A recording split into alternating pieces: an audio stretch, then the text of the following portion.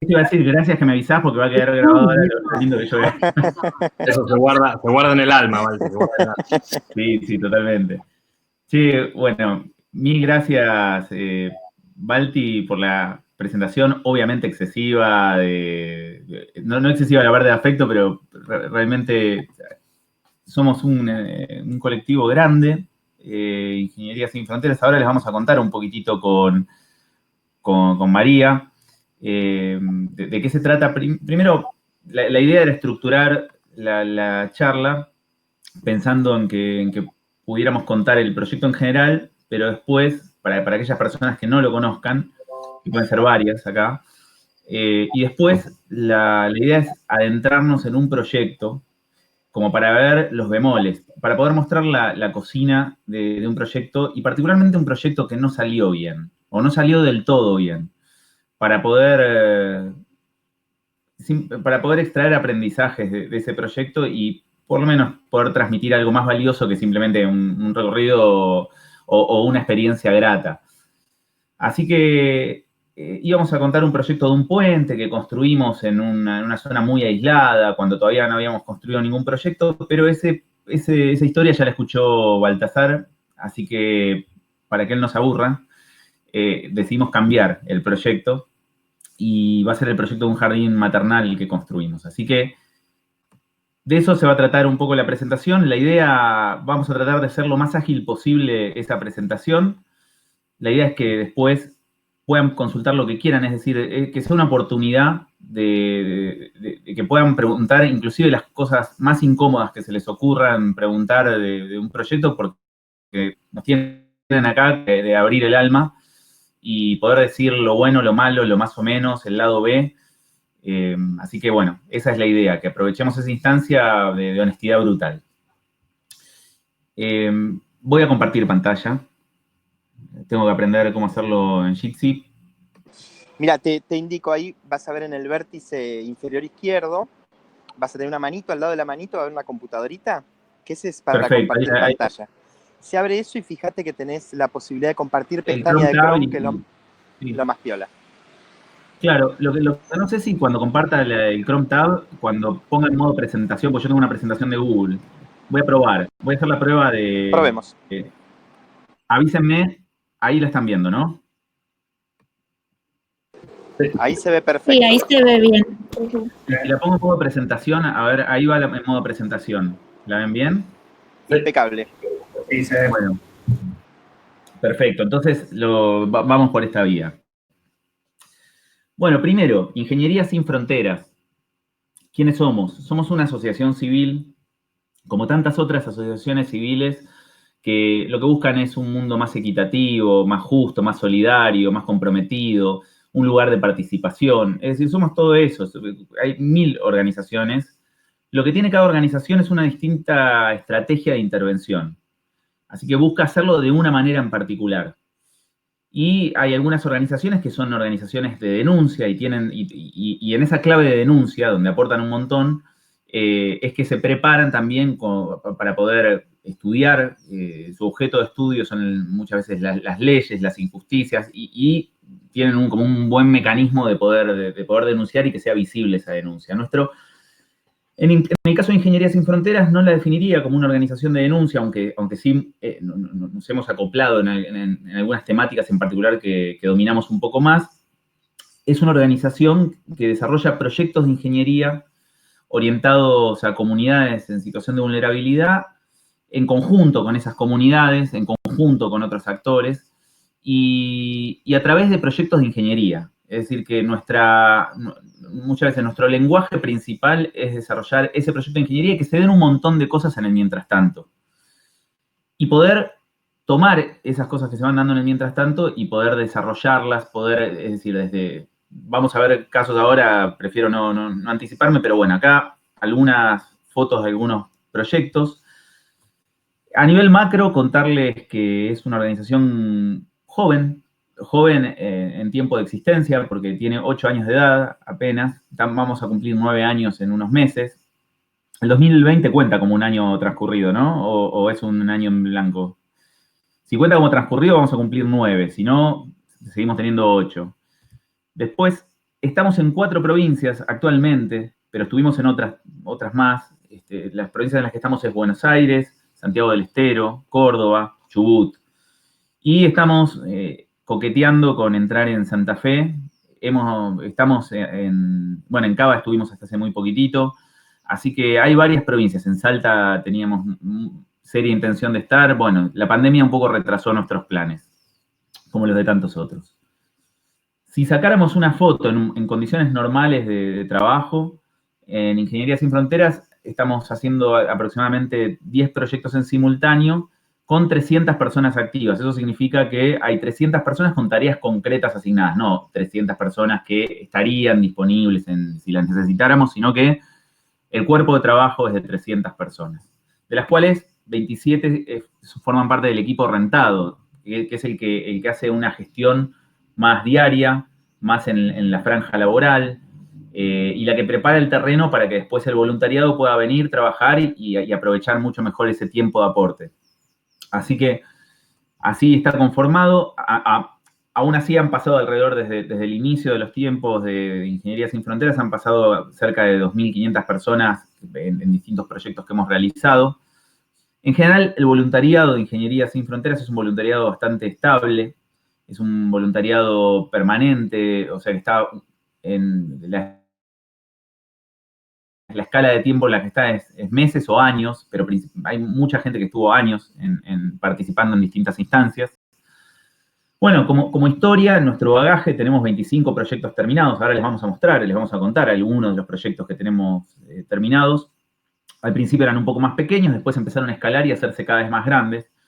Y tenemos 11 proyectos en curso. Después, además, algo que empezó siendo algo que empezó en forma un poco más tímida, pero que después se fue afianzando, decidimos desarrollar cursos como diplomaturas, posgrados, para poder trabajar las problemáticas sociales en el ámbito universitario. Entonces tenemos una diplomatura de energía y desarrollo en la UNLAM, la Universidad de La Matanza. Tenemos un curso posgrado de gestión estratégica de proyectos sociales en la Universidad Tecnológica Nacional. Tenemos cursos virtuales, es decir, pero básicamente esto de contarles de los cursos no es mera promoción, sino también es contarles que es nuestra forma de evaluar y de sistematizar lo que hacemos. Es decir, tener cursos nos obliga a poder estar todo el tiempo actualizando la información, pudiendo concentrarnos en poder entender los puntos en común en los distintos proyectos, ordenar el caos que transcurrimos cuando atravesamos un proyecto. Los cursos nos ayudan a ser mejores, así que por eso los nombro con mucho énfasis. Bueno, ¿qué hacemos? Ahora les voy a contar, pero les voy a contar un poco, o les vamos a contar con María, a través de... María, perdón, yo empecé a hablar, pero no dejé que te presentaras, así que si podés presentar. Bueno, no hay problema. Bueno, yo soy María, estoy en Ingeniería Sin Fronteras también un poco desde los inicios. Soy ingeniera civil y estoy trabajando mucho en lo que tiene que ver con la gestión de los proyectos y la coordinación general de Ingeniería Sin Fronteras. Ahora, como decía Dan, les vamos a contar qué hacemos y cómo lo hacemos, como para que también un poco la idea de la presentación que vamos a estar haciendo hoy, como decía Dan al principio, tiene que ver con mostrar las cosas que nos hicieron aprender y también, como decía Baltasar al principio, es cierto, Dan es muy generoso con los aprendizajes siempre y la idea nuestra no es mostrar proyectos perfectos y que salieron bien, porque siempre hay aprendizajes y hay situaciones que llevan a que lo que uno va haciendo para adelante pueda tener otro color y bueno, la idea es contarles un poco el bagaje ese que tenemos en estos 8 o 9 años de existencia. Adelante, Dan. Muchas gracias. Bueno, ¿qué hacemos y cómo lo hacemos? Yo creo que lo más interesante que pudimos ir desarrollando a lo largo de todos estos años es un cómo. Es un cómo hacer lo que hacemos, porque de desarrollar un proyecto de ingeniería constructivo, por ejemplo, acá les pongo un ejemplo de uno de nuestros proyectos iniciáticos, que fue la construcción de un salón comunitario en el barrio Ramón Carrillo, en Capital Federal. Es ese salón enorme que ven ahí. Fue así de grande, fue nuestro primer proyecto constructivo así de una estructura edilicia. Y Eso lo puede hacer una constructora, lo puede hacer en tiempo récord, lo puede hacer muy bien, con muy buena calidad. Lo interesante es poder dimensionar la problemática, poder salir de los supuestos y poder, de los supuestos de qué es lo que necesita esa comunidad, escuchar, tener una oreja bien abierta, poder un poco desandar los vicios profesionales que puede cada uno de nosotros traer de su práctica diaria y tratar de poder ejecutar un proyecto participativo, que no es cosa menor, no es bastante difícil. Esto de también buscar vínculos de paridad con los distintos actores que participan de un proyecto, es decir, poder establecer vínculos de horizontalidad, que a la hora de enunciar eso suena muy hermoso, pero la verdad es que las relaciones jerárquicas, las relaciones de jerarquía aparecen más allá, aunque tengamos la gran voluntad de desarmarlas, a veces nos ubican en un lugar jerárquico, a veces ubicamos al otro en un lugar de mayor altura o menor altura. Bueno, es un proceso muy introspectivo el poder apuntar hacia vínculos horizontales. Entonces, en el cómo, este proyecto fue un proyecto en el que elegimos vincularnos con actores que buscar escuchar un barrio que necesitaba espacios comunes de participación, no los tenía, es decir, donde realizar actividades recreativas, donde realizar reuniones para poder pensar las prioridades del propio barrio. Así que en el salón comunitario respondió una demanda comunitaria bastante genuina y después lo que hicimos es buscar socios de esta aventura para poder empezar con este proyecto cuando no teníamos idea de cómo desarrollar un proyecto en este entorno bastante complejo, como es un barrio que tiene vulnerados muchos de sus derechos. Así que este proyecto nos enseñó bastante, pero principalmente a poder escuchar esas demandas, para poder entenderlas, esas demandas, para dejar que maduren esas demandas comunitarias y para poder articular con otros actores. Ahí recién nacía Ingeniería Sin Fronteras, así que no teníamos un mango, no teníamos gente que nos conociera y que quisiera participar del proyecto, o sea que no convocábamos voluntariado, no convocábamos guita. Bueno, nada, lo que teníamos es un saber técnico muy, muy especializado, constructivo. Así que lo que hicimos fue aliarnos con organizaciones que supieran convocar voluntariado. Nos aliamos también con la gente del lugar, la institución del lugar, que podía conseguir algunos fondos. Y así fuimos armando ese entramado social de modo tal de poder lograr un proyecto y atravesar todas las etapas de un proyecto, bueno, lo más airosamente posible. Así que este es uno de los proyectos que hacemos. A nivel escala son 160 metros cuadrados y 3 años de duración. 200 personas participando, más o menos. Este es otro proyecto y es el proyecto que le conté el año pasado en este curso, que es la construcción de puentes, un proyecto que nos enseñó, nos puso en evidencia que tenemos una mirada bastante sesgada a la hora de entender un problema, ¿no? Que cuando vamos a entender un problema no estamos tan libres perdón si pasa mi gato por acá adelante, pero bueno, es bastante intrusiva. Bueno, no, el puente es un caso particular porque nosotros fuimos a este lugar, a un paraje aislado en Santiago del Estero, el paraje de Puente Negro, con la idea de instalar un filtro comunitario de arsénico, que la verdad que no iba a funcionar, porque la gente no tenía problematizado el tema de la contaminación del agua con arsénico. Es decir, el agua con arsénico es agua más rica que el agua sin arsénico, así que es difícil, los perjuicios del arsénico los trae muy a largo plazo. Hubiéramos fallado voluminosamente si llevábamos este filtro comunitario, nadie se hubiera trasladado para buscar agua supuestamente de mejor calidad cuando no es un problema la otra agua, por lo menos en términos de percepción. Entonces, acá este proyecto nos enseñó a poder parar la moto, a poder repensar, a poder escuchar muchas voces y a poder construir el problema colectivamente y poder repensar que la solución viene después de poder pensar y establecer el problema. Se lo sintetizo, pero este proyecto, ese filtro comunitario de arsénico, se transformó en un proyecto de reconstrucción de 2 puentes para que el camión cisterna pudiera pasar por ahí y pudiera distribuir el agua. O sea que apuntamos a resolver la problemática de acceso al agua, pero de una forma bastante indirecta. Así que este proyecto un poco nos enseñó eso, a abrir más los oídos y cerrar un poquito más la boca y escuchar más profundamente. Bueno, acá está el puente ya construido. Es un puente, este proyecto también nos enseñó mucho sobre la ruralidad, es decir, nuestro interés particular, cuando nadie nos conocía, cuando que no te conozcan no es tan malo, pero cuando no te conocen no te convocan, cuando no te conocen no estás en el radar. Entonces, lo que sucede es que vos tenés que salir a buscar tus propios intereses, a desarrollar tus propios intereses, a incorporar esos proyectos que te van a enseñar lo que querés en los puntos que querés crecer. Así que para nosotros era muy importante poder crecer y comprender un poco mejor la ruralidad. Así que por eso habíamos elegido desarrollar este proyecto. Así como también es muy interesante trabajar en zonas urbanas, y también es muy interesante para nosotros y son proyectos muy buscados poder trabajar en entornos de carcelarios. Así que, bueno, este proyecto enseñó eso.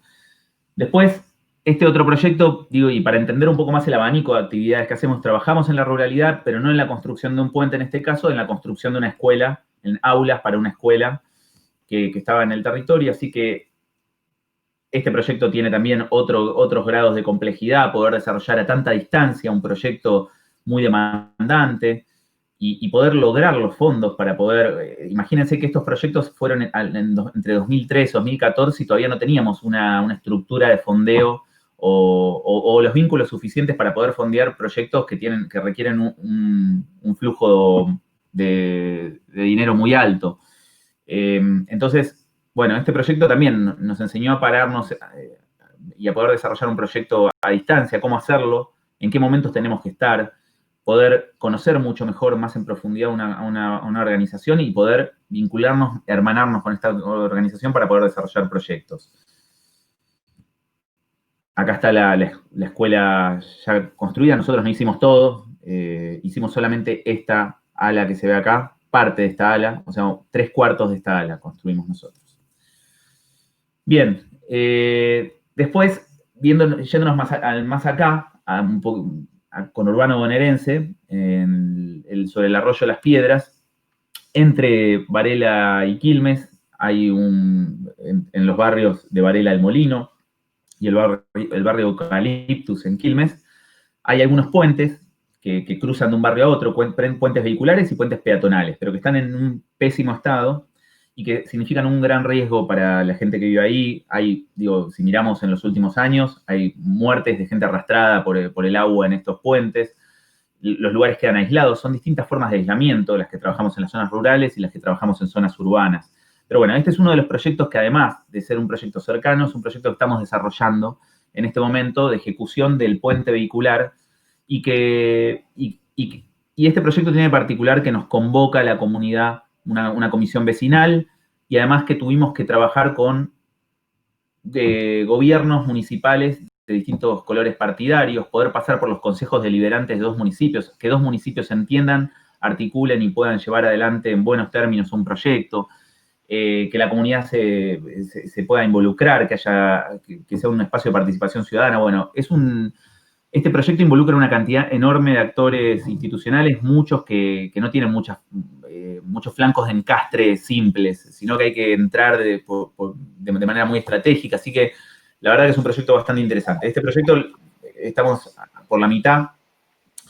Algo, Ancho, que me parece que está bueno también contar de estos proyectos, es que una de las complejidades que tienen también es que están emplazados en entornos completamente informales, en donde no cuadran en ninguna agenda, porque también es difícil ejecutar obras de ingeniería o proyectos o lo que sea en zonas que están invisibilizadas o que son informales, porque están a la vera de un arroyo, porque están emplazadas en una zona que es el valle de inundación de un río. Entonces es difícil que alguien en algún punto tome estas problemáticas, justamente por todo lo que tiene que ver con trabajar en entornos no formalizados. Así que eso siempre le suma una variable, porque hacer acceso a esos espacios significa de alguna manera también reconocer las problemáticas en estas zonas, y eso siempre trae apareja. No está el camino allanado para el Estado, ni para las organizaciones, ni para nadie, de cómo hacer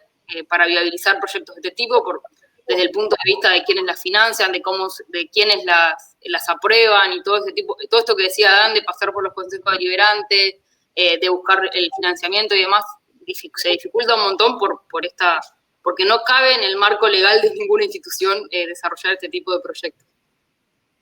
Sí, claro, a los municipios les queda grande, a los ministerios le queda chico y tienen un montón de prioridades, a las comisiones vecinales también les queda muy distante y están cansadas de hacerlo, tal vez tienen el reclamo como gran opción. Entonces, llevar adelante este proyecto y no hay tantos fondeadores que puedan... Los fondeadores dicen, bueno, es responsabilidad del Estado, porque te vas a meter en un lugar público a trabajar. ¿Qué sentido tiene que yo aporte ahí? Prefiero aportar a un lugar privado, a un centro comunitario y para poder hacer crecer una institución. ¿Por qué voy a estar financiando un puente? Bueno, lograr unir esas partes y que cada actor pueda hacerse cargo de una pequeña parte que esté a su alcance. Es una gran aventura, por decirlo de una manera. Y además que como organizaciones, siempre cuando trabajamos en esta clase de proyectos, con lo que decía Mary recién, es que tenemos un pie puesto en la formalidad y un pie puesto en la informalidad, un pie puesto en la legalidad y otro en la ilegalidad. Así que siempre tenemos que encontrar formas alternativas de poder ejecutar esta clase de proyectos con validaciones que no son las ortodoxas. Así que, de repente, no vamos a poder, cuando hacemos un proyecto en tierras fiscales, no vamos a conseguir el título de propiedad de todo un barrio que hace 50 años que no se regulariza y tal vez haya que esperar 50 años más para que termine esa regularización. Sí podemos hacer, como estrategia de intervención, de pedirle, asociarnos al Ministerio de Desarrollo, firmar un acta de mutuo acuerdo o un compromiso y a través de ese compromiso validar nuestra presencia y poder hacer esa construcción. Pero, o pasar por los consejos deliberantes y bueno, esa es la forma de recorrer un atajo que permita validar esa presencia en el territorio. Bueno, podemos hablar 1000 horas de cada proyecto. Nos va a pasar eso, así que voy a pasar, pero bueno, hay cosas que son importantes.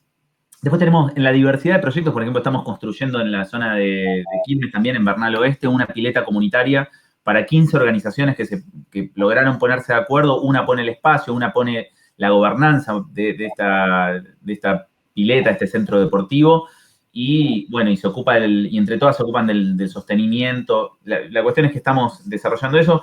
Algunos datos interesantes que nos hicieron tomar la decisión, porque nos encontramos con que fue muy difícil calar en la opinión pública para que se entienda la importancia de este proyecto, porque una pileta pareciera más un lujo que una necesidad básica.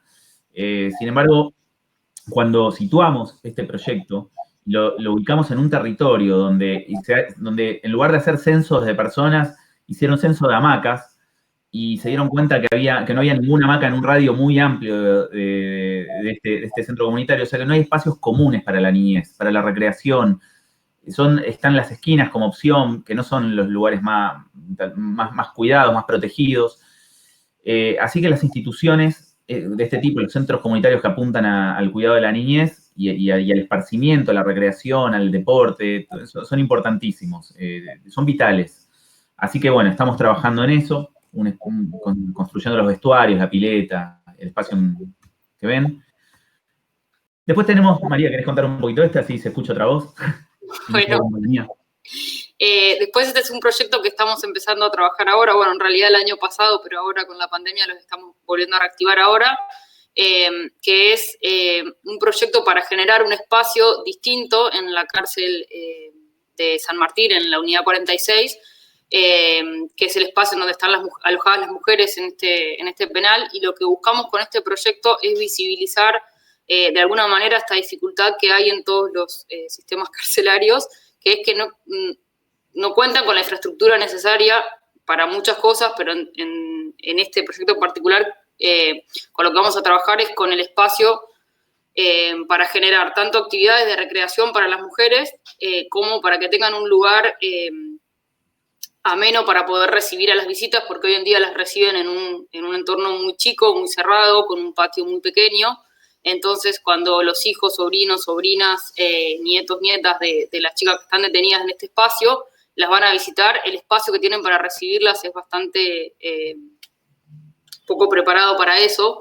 Entonces, lo que vamos a tratar de hacer en este espacio es justamente eso, generar un espacio más digno y más preparado para las infancias, en primer lugar, para que los chicos puedan ir a visitar a las mamás si no se encuentran en un espacio que no los recibe, y también que las chicas puedan contar con más espacio que el que tienen hoy, que es muy reducido, para realizar actividades de capacitación, de esparcimiento, de recreación, de deporte. Entonces, vamos a estar construyendo eso.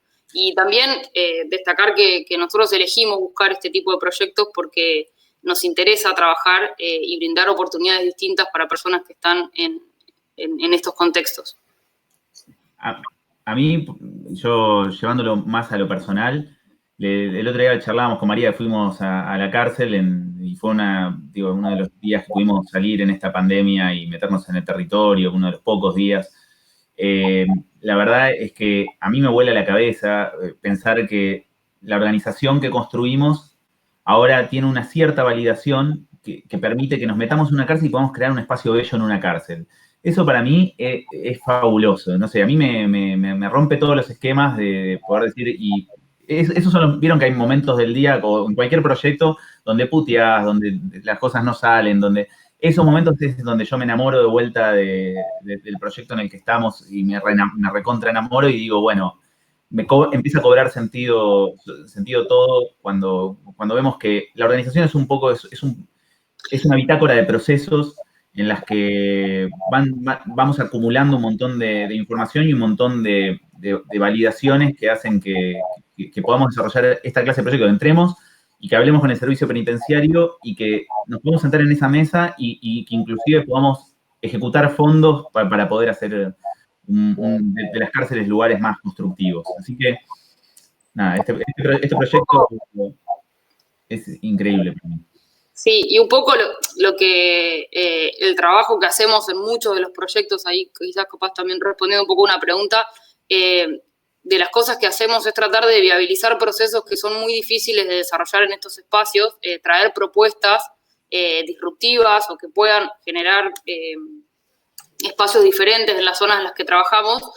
Y mucho del trabajo nuestro es justamente generar esa viabilidad y traer distintos tipos de actores, dialogar con distintos actores, municipios, gobiernos provinciales, gobiernos nacionales, como para poder poner de acuerdo y empujar que una demanda que está ahí suelta, como hay un montón de demandas dando vueltas por todos lados, pueda entrar en un circuito que permita que se hagan este tipo de proyectos. Acá en este caso un poco es eso, es articular con el Centro Universitario de la Universidad de San Martín del Penal, articular con el sistema penitenciario bonaerense, articular con la Unidad 46. Bueno, un poco es poner de acuerdo a las partes para poder embarcarnos todos juntos en un proyecto de este tipo que quizás a los que no conocen este tipo de contextos es muy difícil desarrollar proyectos de este tipo en las cárceles.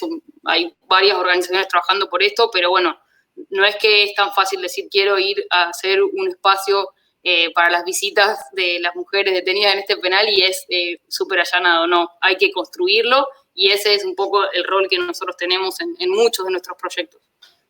Sí, construir viabilidad. Y hablando de construir viabilidad, muchas personas que están en este curso y que son de económicas deben reconocer esa cabellera blanca que ven ahí con ese flequillo, que es Estelita. Supongo que yo no alcanzo a ver sus caras o el chat, pero ¿alguien conoce a Estelita? Si se desmutea. Hola, sí, yo estoy cursando con Estelita. Ah, muy bien, muy bien. Bueno, hola, ¿cómo estás? Estelita es la presidenta actualmente de Ingeniería Sin Fronteras, así que está desde el día 1 con este proyecto. Así que, bueno, y principalmente fue quien nos vinculó con las cárceles de una manera muy estrecha. Bueno, y este es uno de los proyectos de pandemia, digo, porque todo lo demás lo venimos desarrollando, son las líneas de trabajo que venimos desarrollando en general, la forma de vincularnos con el territorio a través de esa clase de proyectos. Les mostramos ahí un abanico, pero esto es algo nuevo que empezamos a hacer, que es desarrollar proyectos de desarrollo más tecnológico, que nunca lo habíamos hecho, particularmente nunca lo hicimos, porque vieron que cuando hay un gran problema, lo principal lo que escuchamos mucho es que nos proponen a Ingeniería Sin Fronteras, voy a diseñar algo que pueda entregar agua a más gente. En general, los grandes problemas de la humanidad, los grandes problemas de la humanidad, la tecnología para poder solucionarlos ya existe. El problema no es tecnológico, no suele ser tecnológico. Para resolver el problema del agua tenemos la lluvia, en general, en las zonas más aisladas, y con eso alcanza. Y la tecnología para poder captar la lluvia y acopiar esa agua de lluvia, no es compleja. Lo que es complejo es hacer que esa tecnología llegue al lugar, que esa tecnología que se ponga en prioridad. Eso es lo más complejo. Pero en este caso, con una pandemia que un poco nos agarró a la humanidad desprevenida, decidimos hacer un proyecto de desarrollo tecnológico porque veíamos que había una posibilidad de que se saturara, por lo menos en Argentina, así como en otros países, el sistema de salud, que podría tener varios cuellos de botella, desde el personal médico hasta el equipamiento. Hay cosas que no están a nuestro alcance, pero sí sabíamos que podíamos desarrollar algún proyecto como para poder aflojar esa carga. Habíamos dialogado con actores de hospitales y lo que había era un estrés muy grande de tener que llegar a la situación de tener que desconectar a una persona para conectar a otra, a un respirador. Así que la velocidad de incorporación de los respiradores no prometía ser tan grande, a pesar de que el Ministerio de Salud tenía comprada toda la producción de respiradores a los mayores fabricantes de Argentina. Entonces, lo que hicimos es un kit para poder ampliar la capacidad de los respiradores comerciales existentes. O sea, no hicimos un respirador alternativo, sino que lo que hacíamos es este kit que ven acá, ahí está en su primera versión. Bueno, acá, ahí van a ver, pero está en la segunda versión, ya es una versión más electrónica, informática, todo, y hay una tercera versión, ya con pantalla touch y qué sé yo. El objetivo de esto es que conectando a un respirador se pudiera conectar a 2 personas. El respirador está preparado para una persona y que con este kit pudieran conectarse 2 personas con texturas físicas distintas y poder controlar las variables de cada una de estas personas. Así que, no sé, acá hay un videito para que puedan ver de 10 segundos.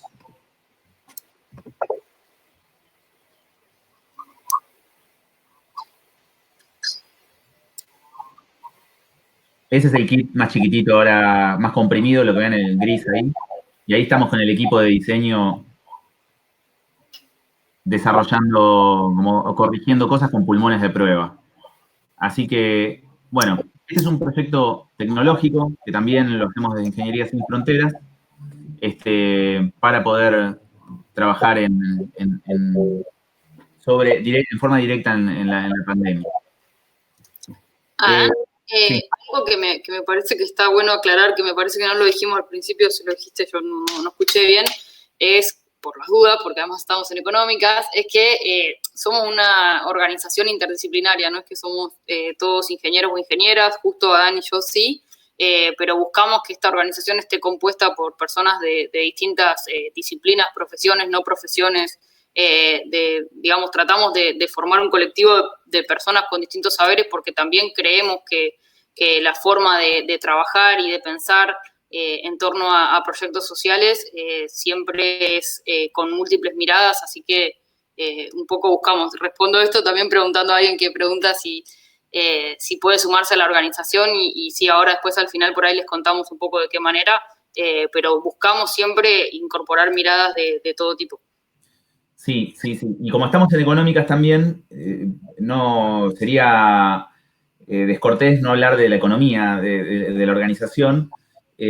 ¿Cómo nos financiamos? Digo, antes de entrar, porque ahora vamos a entrar en un proyecto que vamos a desmenuzar un poco más. Lo otro fue para mostrar un poco el abanico y el cómo hacemos lo que hacemos, con qué barreras nos encontramos. Pero este proyecto lo vamos a desmenuzar un poquito más, así que hacemos una pausa entre lo anterior y esto. Y la idea es contarles también que para financiarnos, al principio no teníamos ningún rol. Hoy les conté que teníamos 27 roles rentados, pero que en un principio teníamos 0 roles rentados. Durante un tiempo fue así.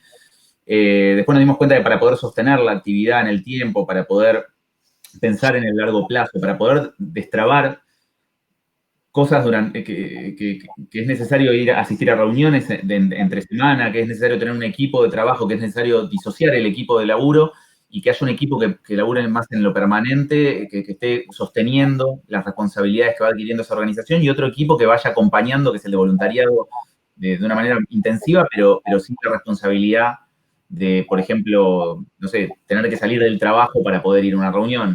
Así que, bueno, para poder financiar esto, nosotros tenemos, desde el principio, decidimos separar el formato de financiamiento de la organización en dos. Uno, lo que es sostenimiento de la organización, y otro es lo que es sostenimiento de los proyectos.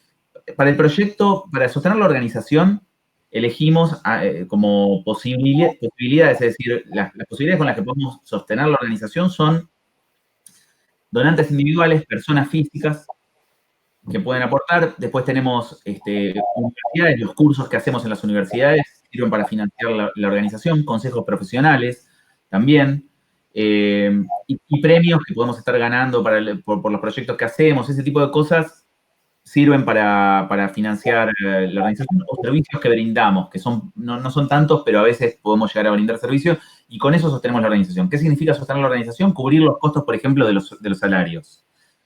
Por otro lado, o sea que empresas no podemos financiar, sostener la organización con aporte de empresas, no podemos sostener la organización con aportes del Estado, pero sí esos actores se pueden incorporar a participar de un proyecto puntual. Así que, para organización, donantes individuales, consejos profesionales, universidades, algunos servicios que podemos llegar a brindar, premios o concursos en los que participamos, y después, para los proyectos, a todo eso que dije se le suman empresas y Estado, y cooperación internacional también.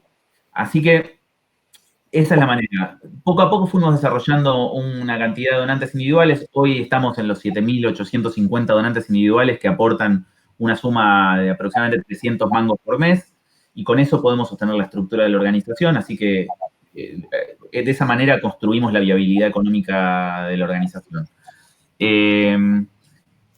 Y también esa forma de financiarnos lo que hizo fue que creciéramos de una manera muy lenta. O sea que somos, como existe el slow food, bueno, nosotros somos una slow organización. Que tuvimos que ir como calmando ansiedades de crecimiento y tratar de que las cosas se vayan dando a la velocidad, fuimos creciendo a la velocidad de incorporación de donantes individuales, básicamente. Así que bueno, hasta acá lo general. ¿Hay alguien que quiera hacer de lo general una consulta antes de que metamos en la profundidad de un proyecto?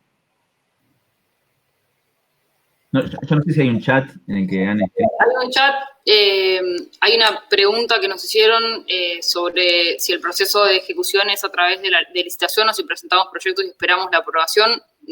En realidad nosotros no trabajamos con procesos de licitación porque, como decía Dan recién, nosotros vamos buscando los recursos de los proyectos en función de que los proyectos van apareciendo, o sea, buscamos los fondos directos para eso, y las obras las ejecutamos en general con voluntarios, miembros de la comunidad y demás. Algunas veces hacemos contrataciones específicas para ciertas partes de la obra que son más complejas, pero no realizamos procesos de licitación.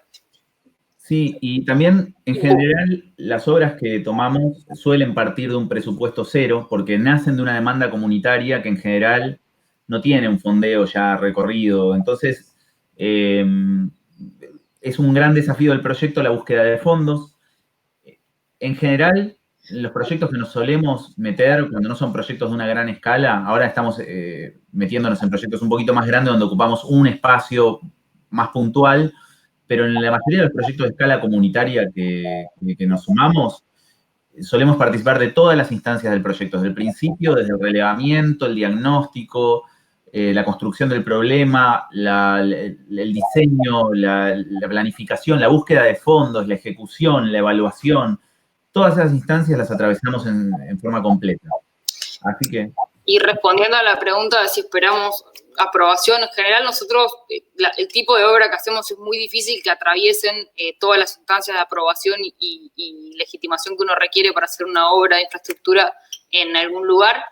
pero sí tratamos de buscar el apoyo o el aval de los municipios, como decía hoy, a través de que pasen por un consejo deliberante, firmar algún tipo de convenio con los municipios, pero es difícil atravesar todos los procesos formales de una obra de este tipo. Sí tenemos cuidado de eso, de que el municipio esté al tanto de lo que estamos haciendo, que, bueno, ahora un poco de eso creo que vamos a hablar también. Sí. O sea, no es que desde el principio teníamos estos cuidados que les dicen Mary, de que el municipio forme parte y todo eso. De hecho, eso lo tuvimos que aprender en el camino. Tengo una tentación de meterme en este proyecto para contarles eso, pero si aparecen otras dudas en el chat o hablados, si no, pueden desmutearse y...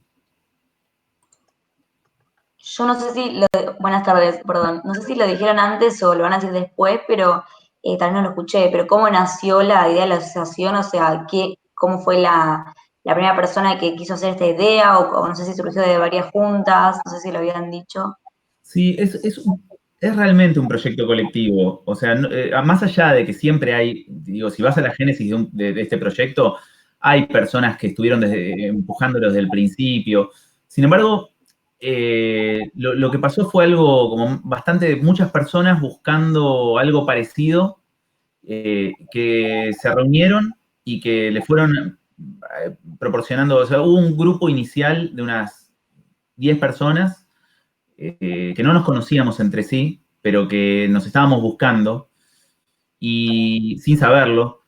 En mi caso personal, yo lo que había hecho es ahorrar durante muchos años para poder tener un año sabático, pero obviamente no un año sabático no sé, en una playa paradisíaca, sino que así cuidando el mango, pero sí de poder en ese año desarrollar las ideas que me interesaba desarrollar. Entonces, yo, desde lo personal, dediqué ese año a construir Ingeniería Sin Fronteras con una dedicación muy fuerte y como autofinanciando eso.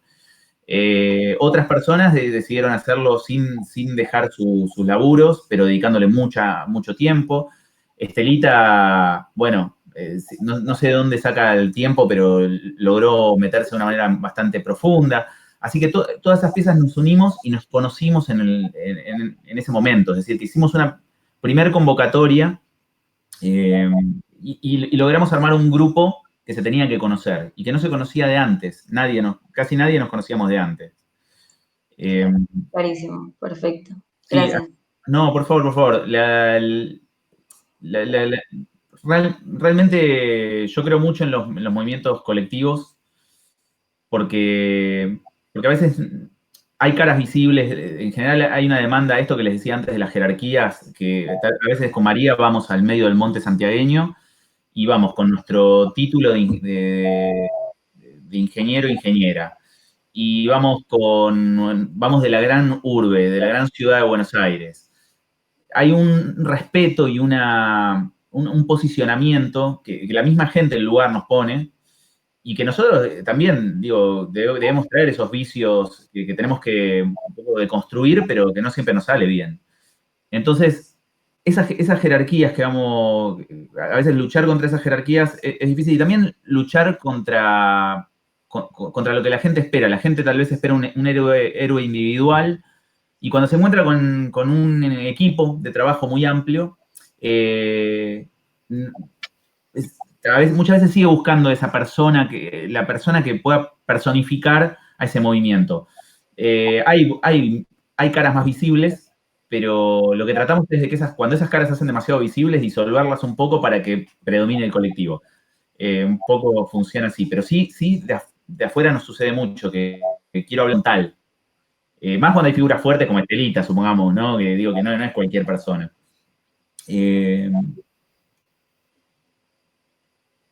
¿Alguna otra cosita que salga por el chat?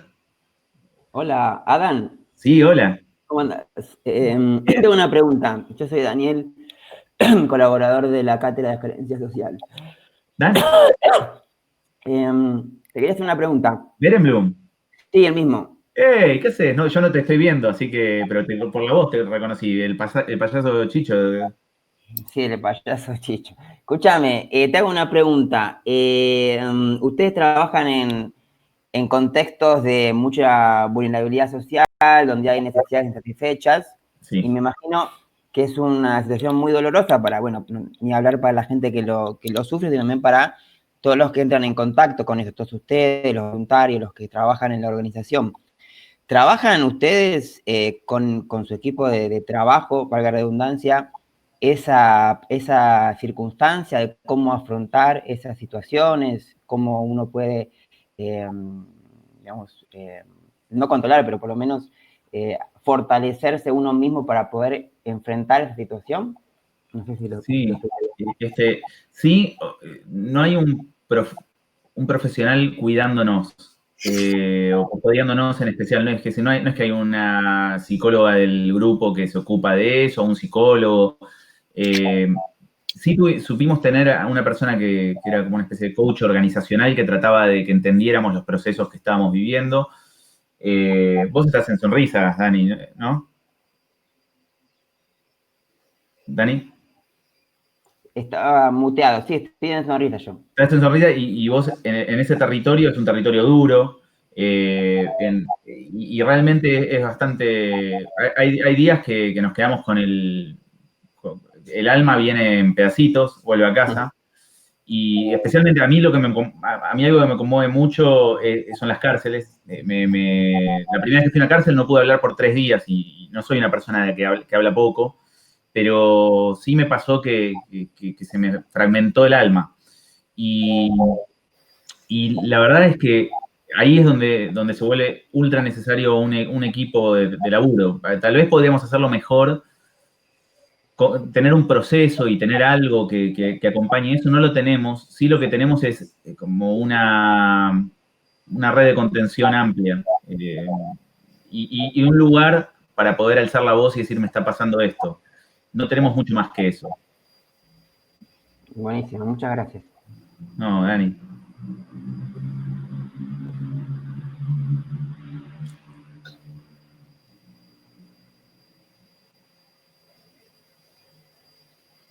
Bueno, ¿hay alguna cosa más? ¿Algo que quieran saber? Si son preguntas complejas, no duden en hacerlas, o preguntas incisivas.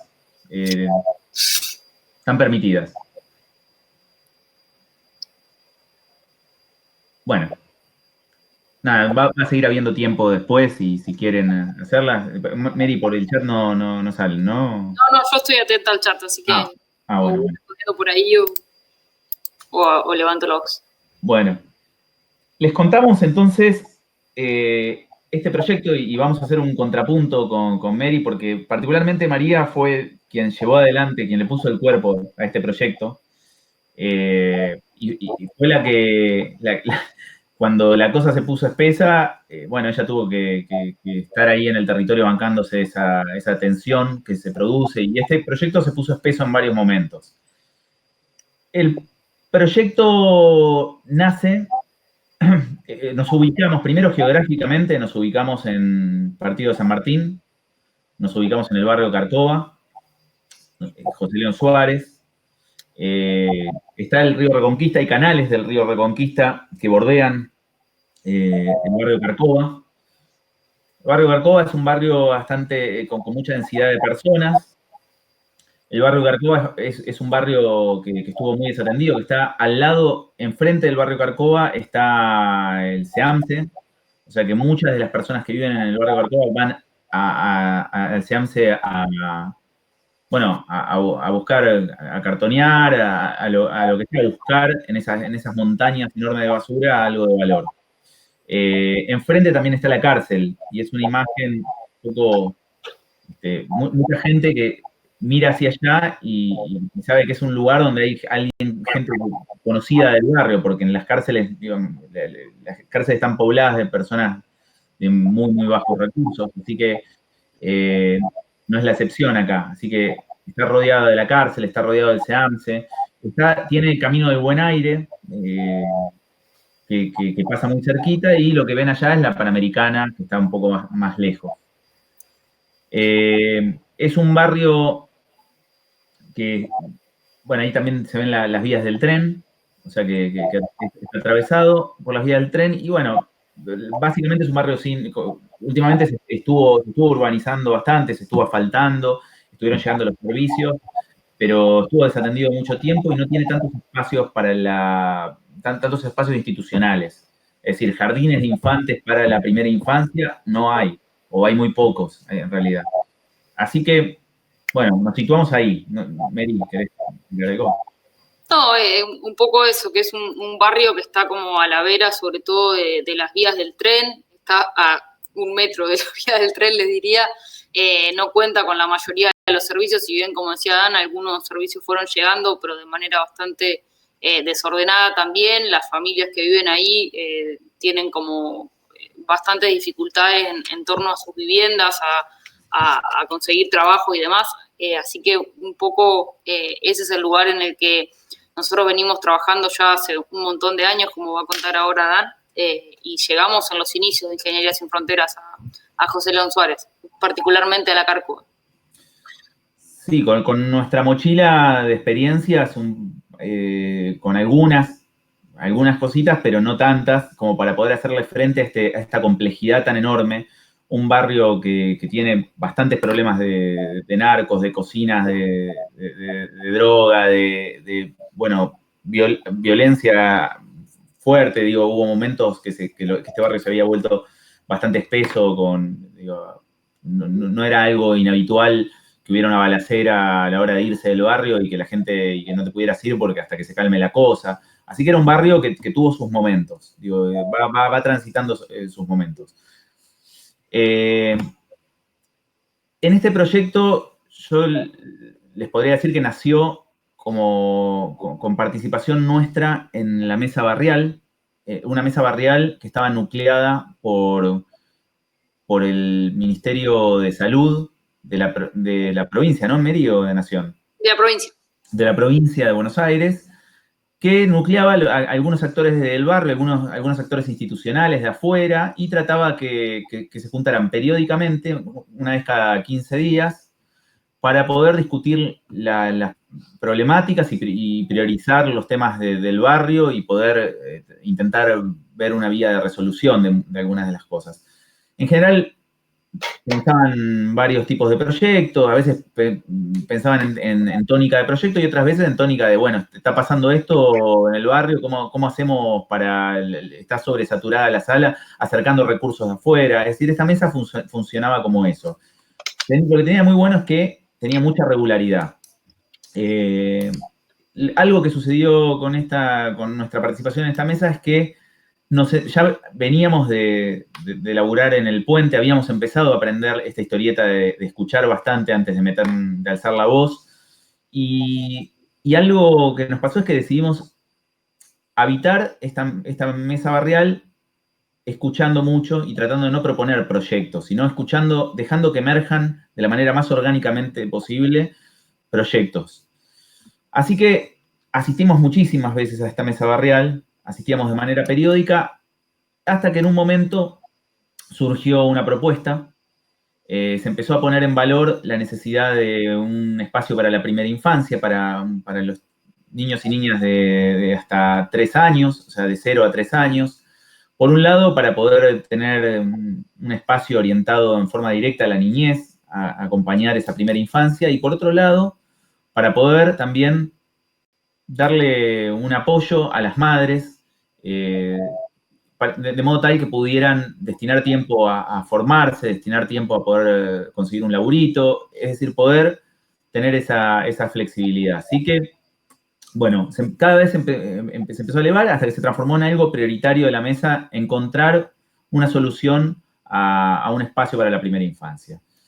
Así que ahí giraron las cabezas hacia nosotros y nos preguntaron si podíamos hacernos cargo de pensar un jardín maternal. Bueno, lo discutimos internamente y sí, si estábamos acompañados por la mesa barrial, decidimos recorrer este camino. A propósito, esta mesa barrial había tenido un hito bastante interesante, que era poder desarrollar la parte más institucional de un club, que era el Club Social y Deportivo Cárcova, con una comisión directiva del propio barrio y estaban tratando de formalizar habían formalizado el aporte del terreno por parte del SEAMSE, una cesión de terreno, y también estaban gestionando con Cedronar la construcción de la sede del club. Así que venían bien en cuanto a proyectos, o sea, no era una mesa solamente en la que se sentaban a dialogar, sino que también había acción. Acá se puede ver el barrio Carcova desde arriba. Bueno, es esto que ven acá, todo esto que ven acá es el barrio.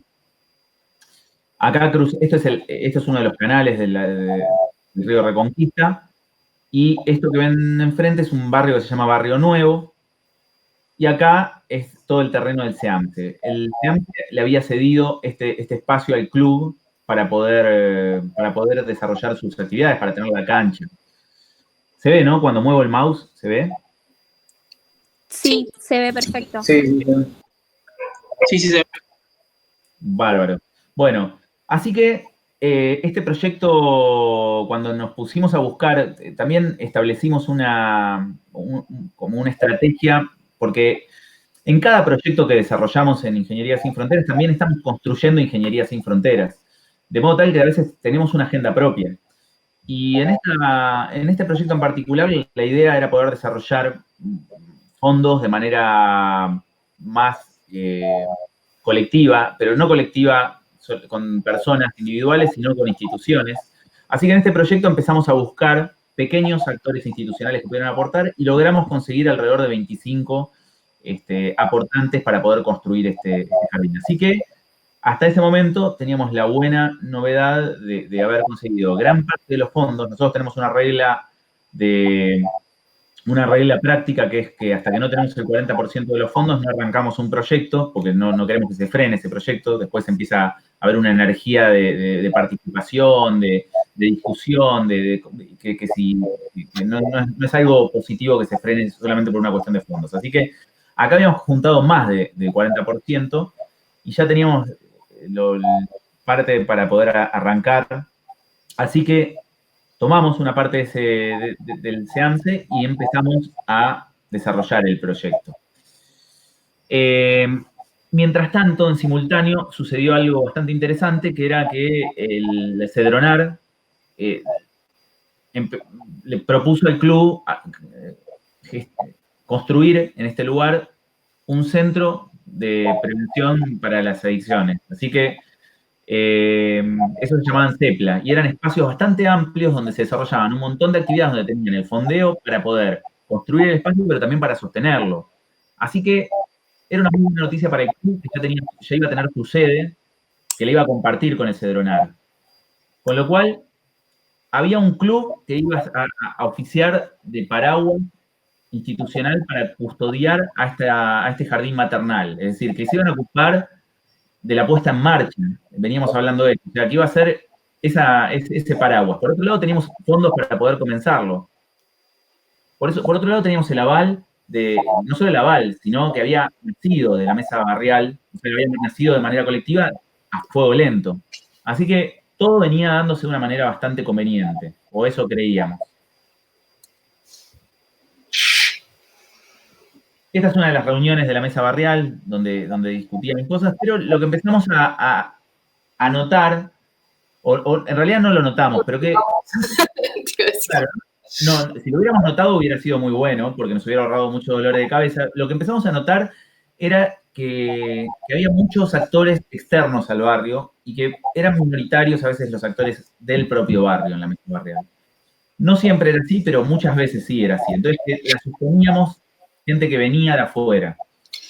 Quizás, digamos, en esta instancia en la que nosotros, esto fue hace varios años, 2014. Teníamos mucho recorrido en desarrollo de proyectos en zonas urbanas, digamos, en la constitución desde la génesis, por ahí, participar desde la génesis de la demanda. Nos venía un poco más consolidada la demanda. Entonces, quizá en este momento nosotros, todo esto que decía Dan, ¿no? Estaba formalizado el club, estaba bajo el paraguas de este CEPLA que se había construido en tiempo récord, además, ahí a 20 metros del espacio que habíamos conseguido para hacer el jardín. Como sentíamos, bueno, la pregunta era, ¿qué puede fallar? Vamos para adelante, acá falta un jardín, el club está dispuesto a gestionarlo, bueno, en ese momento para nosotros estaban todas las condiciones dadas para ir para adelante, o sea, no veíamos por qué eso podía llegar a fallar.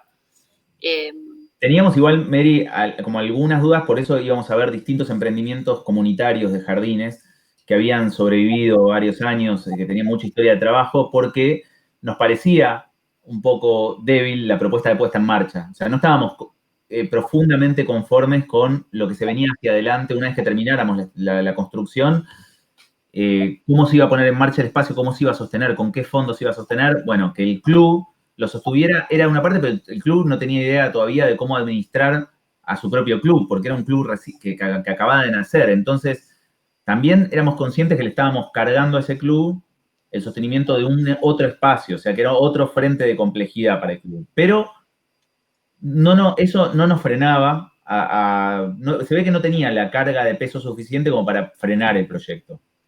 Perdón, ¿puedo hacer una pregunta, pero para entender bien? Sí, claro. Cuando dicen actores externos, o sea, que no participaban gente de ahí como externos, ¿a qué se refieren? Como A Ingeniería Sin Fronteras, por ejemplo. Ni María ni yo vivimos